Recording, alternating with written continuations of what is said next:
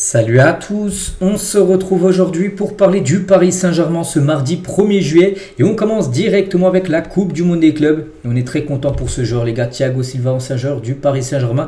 Il s'est qualifié avec son club de Fluminense et ils ont éliminé l'équipe de l'Inter Milan, que Paris avait battu en finale de Ligue des Champions il y a un mois. Donc voilà, félicitations bien sûr à l'équipe de Thiago Silva, ils atteignent les quarts de finale. Regardez pour l'instant le tableau final, on sait que le PSG jouera contre le Bayern, donc on a une autre affiche, Palmeiras-Chelsea, hier on a pris notre affiche et c'est quand même sacrée surprise. Donc l'Inter éliminé et aussi Manchester City. N'oubliez pas que depuis le début de la compétition, donc Paris est favori numéro 1 et City est la deuxième équipe à avoir le plus de chances de remporter cette Coupe du Monde des clubs. Et ils sont fait sortir en huitième de finale face à l'équipe de Al Hilal. Donc voilà, c'est vrai que le côté droit est quand même côté costaud avec le PSG, le Bayern, un sort, peut-être il y aura le Real aussi, peut-être Dortmund, on ne sait pas. Mais c'est vrai que le côté gauche, après voilà, de toute façon il n'y a pas de club facile. Mais c'est vrai que c'est quand même une sacrée surprise. Je pense pas beaucoup de monde aurait vu bien sûr une élimination de l'Inter et de City hier, chose faite. Donc voilà, concernant bien sûr cette Coupe du Monde des clubs. Et pour l'instant, le Paris Saint-Germain pour l'instant qualifié. Un prochain adversaire, le Bayern, un samedi 18 h, un gros match que tout le monde attend. Et c'est niveau argent, c'est déjà une belle somme récupérée. C'est précisément 47,7 millions d'euros qu'a déjà remporté le PSG depuis le début de cette Coupe du Monde des clubs. Donc en détail, déjà 26,7 pour participer. Alors ça c'est directement dans les caisses du club. Donc 3,4 pour les deux victoires en phase de groupe, 6,4 pour la qualif en huitième de finale et 11,2 pour celle en quart de finale. Et bien sûr plus tu passes, là si tu passes en demi, tu rajoutes encore bien sûr une grosse enveloppe d'argent. Donc voilà, par exemple, si tu vas jusqu'en finale, donc 25 millions d'euros en cas de défaite en finale. Et si tu gagnes la grande finale, c'est même 34 millions. En gros, voilà. Puis là, si tu bats le Bayern, par exemple, c'est 18 à peu près. Donc là, tu es à 11 en quart. Mais si tu passes en demi, ça sera 18. Puis après, ça sera 25 si tu es en finale. Et 34 si tu gagnes la grande finale. Donc tout ça accumulé, les gars, ça monte à 140-150 millions d'euros. C'est la somme qu'a récupéré déjà le PSG avec la Ligue des Champions. Là, il a gagné il y a un mois. Et tu peux récupérer la même somme à peu près, mais en beaucoup moins de temps. Sur un mois de compétition, la Ligue des Champions, ça a duré plus de 9 mois. Donc après, il faut aller jusqu'en finale. Mais pour l'instant, c'est déjà quasiment 50 millions d'euros récupérés, bien sûr, dans les caisses du club. Ça, c'est une très très bonne nouvelle. On continue, tiens, on va parler de l'adversaire du PSG, le Bayern Munich, une équipe que tout le monde connaît. Et le coach du Bayern, Vincent Kompany, il a dit on va jouer contre la meilleure équipe d'Europe, parce que oui, le PSG est la meilleure équipe d'Europe. Paris a gagné bien sûr la LDC, donc ils peuvent être considérés comme ça. Donc c'est la meilleure équipe d'Europe, donc les prochains jours ne sont pas sans importance. On a tous suivi la saison du PSG avec beaucoup d'intérêt. Donc c'était une belle histoire car tout n'a pas été parfait au début, bien sûr, en perdant des matchs contre Arsenal, contre le Bayern. Paris avait perdu 1-0 contre le Bayern. Et pourtant, malgré les critiques, ils ont continué à se battre et à croire en leur parcours. Puis à la fin, on sait ce qui s'est passé. C'était il y a un mois, bien sûr, cette Ligue des Champions, bien sûr, remportée. Et concernant ce match, à noter que Leroy Sané, les gars, un joueur qui aurait pu affronter le PSG, ne jouera pas contre Paris, au cœur d'une situation totalement ubuesque. Donc il a été transféré au Galatasaray, mais il pouvait jouer avec bien sûr son équipe du Bayern jusqu'au 30 juin. Le 30 juin, c'était hier soir. Donc en gros, il a joué les derniers matchs avec le Bayern. Mais il ne peut plus jouer maintenant, vu qu'il est transféré officiellement au Galatasaray. Donc il ne sera pas présent contre le Paris Saint-Germain. Leroy Sané samedi. On revient sur le match avant-hier, le match contre l'Inter Miami qui s'est bien passé. Une magnifique victoire 4-0. Et Léo Messi, donc il a dit le PSG la meilleure équipe du monde sans aucun doute. Ils ont battu l'Inter en finale de Ligue des Champions 4 ou 5-0, je ne me souviens plus. Bon, je ne me souviens plus trop du résultat, c'était bien 5-0. Moi je m'en souviens très bien. Le résultat d'aujourd'hui est normal. Nous ne jouons pas au même niveau. Voilà ce qu'il a pu dire, bien sûr Messi qui a été impressionné quand même par cette équipe du Paris Saint-Germain. Et notez que Désiré Doué, donc il a affronté Léo Messi avec une paire de crampons. Messi, on sait que Messi il a une paire de crampons avec Adidas. Il y a pas mal de footballeurs qui l'ont, comme Désiré Doué, où c'était marqué Messi dessus, puis il a affronté Messi, tout simplement, lors de cette rencontre. On va parler de Jérôme Roten, qui désigne le niveau de l'Inter Miami, des équipes de MLS à la Coupe du Monde des clubs. Il a dit qu'est-ce que c'est mauvais. Le niveau, c'est bas de D2, voire national, le niveau de Miami. Donc je ne m'attendais pas que ça soit aussi nul. Quand tu recrutes des grands noms, tu as en droit d'attendre un niveau supérieur. À mon avis, même Messi s'est senti trahi parce qu'on lui a vendu, en signant à Miami. C'est que Messi quand même sort du lot. Messi, c'est quand même pour moi le meilleur joueur de l'histoire du football. Voilà, il y a Messi et les autres, même Luis Suarez, tout ça, les gars, c'est vraiment fin de carrière, là, Luis Suarez.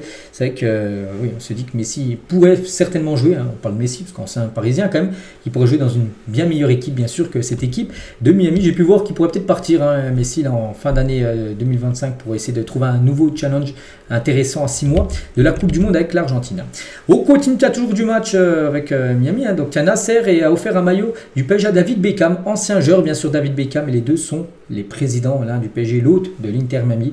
Et voilà le beau cadeau bien sûr de Nasser envers l'ancien joueur David Beckham qui aura passé 6 mois du côté du PSG. Et Beckham qui parle du PSG au micro de DAZN, il a dit je n'y ai passé que 6 mois mais j'ai eu l'impression d'y avoir passé 16 ans. C'est une vraie famille, un club vraiment spécial, détenu par des personnes spéciales et dirigé par un homme spécial.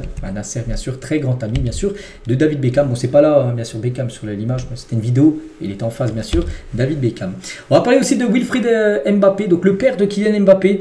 Oui, ses deux fils, donc Ethan et Kylian ne sont plus au PSG, mais lui il soutient toujours le Paris Saint-Germain. C'est une équipe bien sûr qu'il aime le PSG. Il a fait le déplacement jusqu'à Atlanta pour suivre la rencontre contre Miami bien sûr. Wilfried Mbappé, a noté que Vincent Labrune est également présent.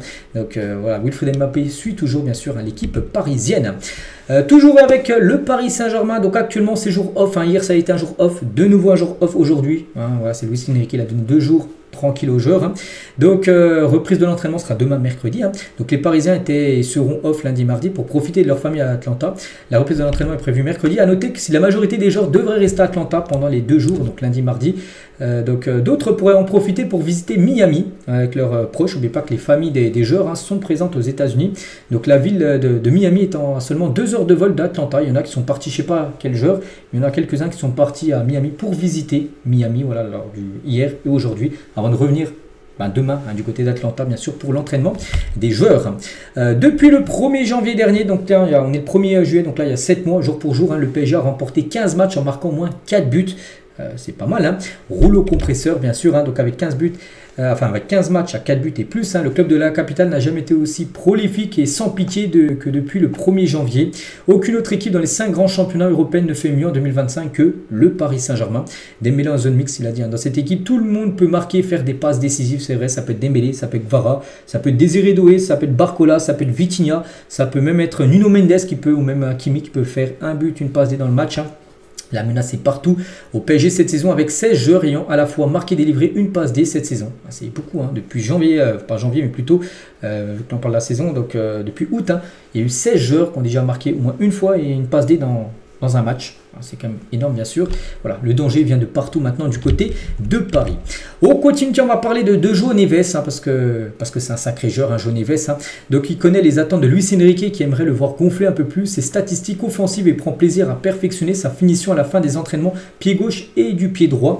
Un esprit bagarreur, on le voit voilà, dans les matchs, vraiment il a la hargne bien sûr pour récupérer les ballons et une attitude tournée vers le collectif qui font de João Neves une des incarnations fortes bien sûr de ce Paris Saint-Germain. On se souvient, il y a un an, les gars, on parlait de ce joueur que le PSG visait. Il voulait aller chercher au Benfica. Je me souviens très bien, c'était compliqué le Benfica. Du coup, il est venu, c'est qu'ils ont fait le bilan un an après. Quel joueur, ce João Neves. Un proche du joueur, il a dit le volume de course, c'est une question de génétique. En l'occurrence, il a de bons gènes. C'est aussi le fruit d'un travail de l'ombre en dehors du terrain. Il accorde beaucoup d'importance au repos. João Neves pour être frais le jour des matchs. Épanoui, João Neves se retrouve dans la philosophie du jeu prôné par Luis Enrique. Apprécie la manière dont il a pu progresser sous les ordres du coach. La greffe a parfaitement pris entre les deux hommes, entre Luis Enrique et João Neves, qui visent toujours plus haut. Mais João Neves demeure conscient des progrès qui lui restent encore à faire dans différents compartiments du jeu. Voilà, bon c'est vrai, un joueur complet, mais il peut encore beaucoup progresser. João Neves, je ne sais même pas s'il a 20 ans, je crois qu'il a 19 ans, il est encore tout jeune ce João Neves. Un joueur bien sûr qui peut aspirer à rester de longues années au PSG, qui peut faire vraiment encore des très belles années du côté du club parisien. On va parler de son acolyte à côté, il est un peu plus vieux, mais quel joueur, c'est Vitinha, tiens, c'était hier, le jour pour jour, le 30 juin exactement.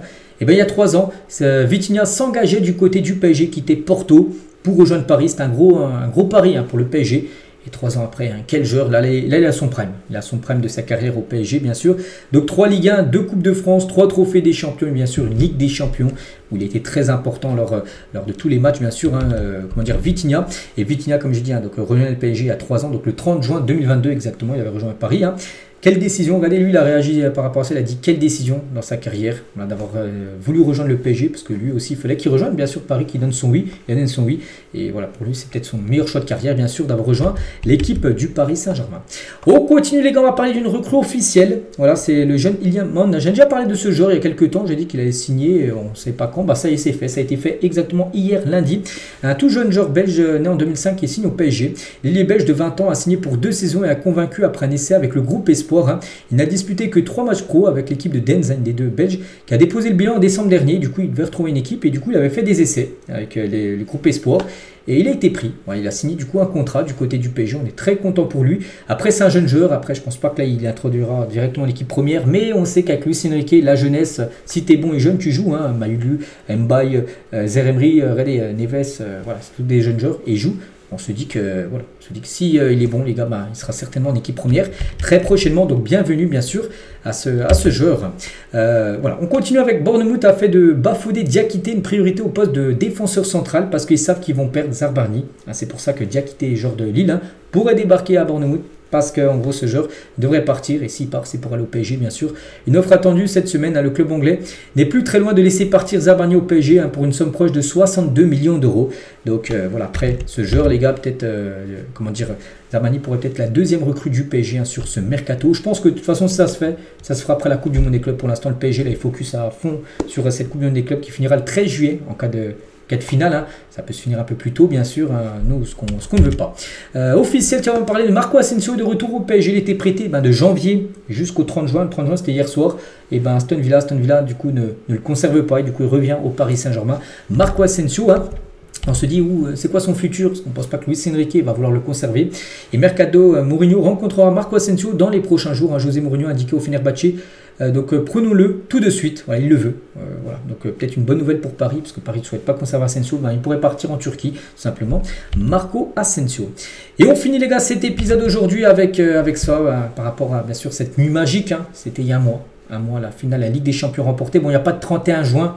On passe du 30 au 1er juillet. Donc là, on va dire ça fait un mois, jour pour jour, cette finale remportée contre l'Inter Milan. 5-0, le plus beau jour, bien sûr, certainement de l'histoire du Paris Saint-Germain, bien évidemment. Donc voilà, les gars, ce qu'il y a à dire aujourd'hui. J'espère que ça vous a plu. On se retrouve, nous, demain. Demain, mercredi. On continuera à préparer, bien sûr, ce quart de finale contre le Bayern Munich. Allez, je vous souhaite une bonne journée et à demain.